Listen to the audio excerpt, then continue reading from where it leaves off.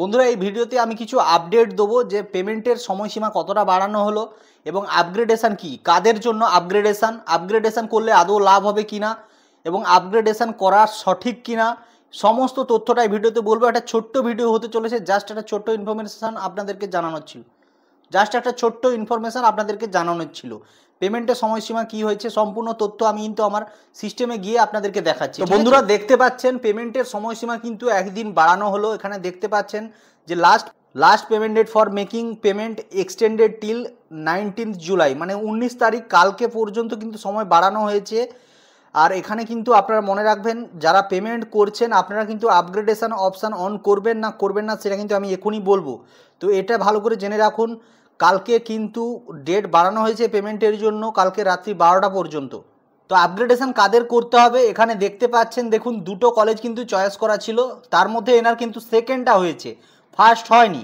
ইনি যদি চায় যে আমি 1 নম্বরটা নেব, তার জন্য এখানে যে পেমেন্টের অপশান রয়েছে এই পেমেন্টের অপশানে পেমেন্ট করার সময় ওনাকে কিন্তু আপগ্রেডেশন অপশানটা অন করতে হবে, ঠিক আছে।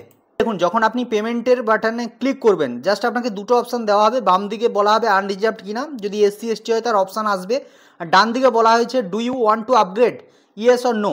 এটার মানে হচ্ছে আপনি যদি প্রথমটা বাদে, মানে যেটা আপনার প্রেফারেন্স 1 সেটা বাদে আপনি যদি 2 3 পান, তাহলে আপনি যদি চান যে 1 2তে যদি আমার চান্স হয় তাহলে আমি ভর্তি হব, তাহলে আপনাকে কিন্তু ভর্তির সময় ওই 3 নম্বর অপশানটাতে ভর্তি হতে হবে, পেমেন্ট করতে হবে, কিন্তু ওই আপগ্রেডেশন অপশানটা কিন্তু ইয়েস করতে হবে।